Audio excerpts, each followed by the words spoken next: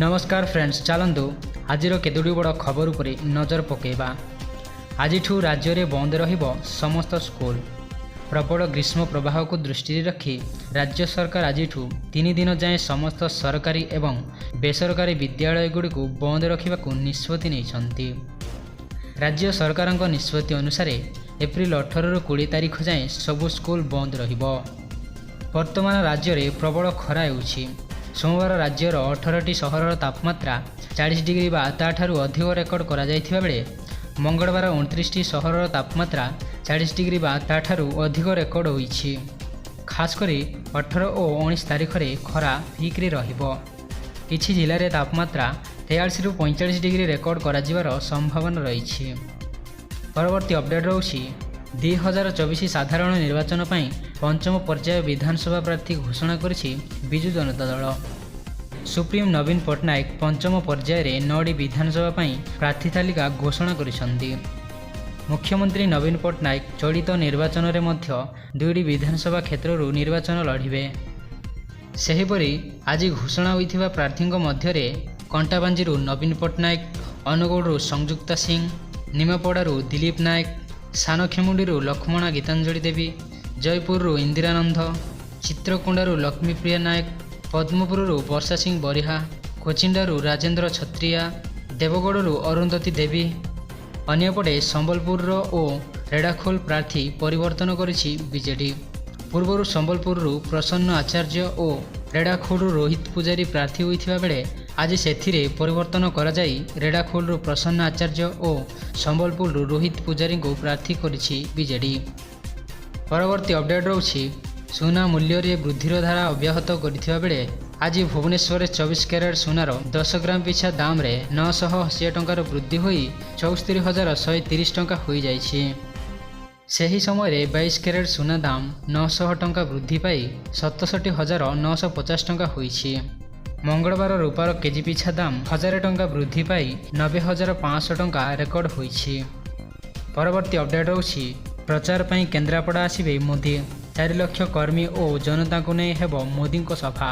केंद्र गृहमंत्री अमित शाह, उत्तर प्रदेश मुख्यमंत्री योगी आदित्यनाथ और आसाम मुख्यमंत्री हेमंत शर्मा ओडिशा आसी केन्द्रापड़ा लोकसभा और महांगा विधानसभा क्षेत्र में प्रचार करेंगे बोली सूचना रहुछि।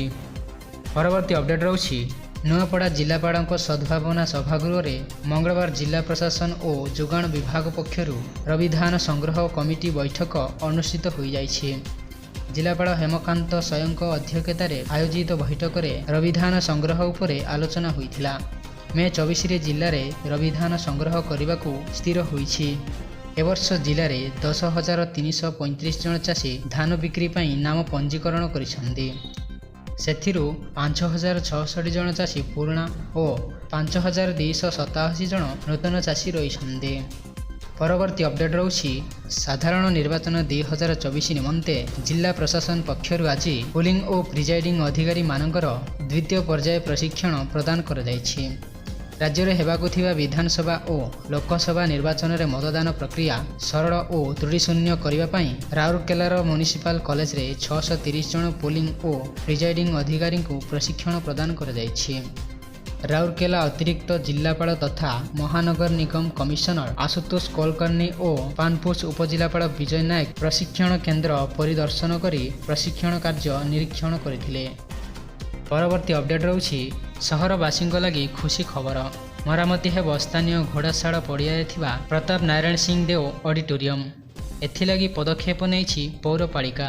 ऑडिटोरियम मरामती लगी स्थानीय कलाकार दीर्घदिनर दाबी रहिथिला। यहाकु आखि आगे रखी योजना करा जाइछि।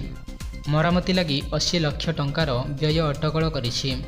टेंडर प्रक्रिया शेष हेबा सह चुक्ति मध्य शेष होई सारिछि। अति शीघ्र काम आरंभ हेबो बोली कहिसंदी पौर कार्यनिर्वाही अधिकारी सिद्धार्थ पट्टनायक। परवर्ती अपडेट रहउछि केन्द्रापड़ा जिला परिषद तथा राजनगर ब्लॉक पूर्वतन बीजेडी सभापति अशोक कुमार प्रतिहारी आज बिजु जनता दलरू इस्तीफा दे कांग्रेस रे शामिल होइछंती।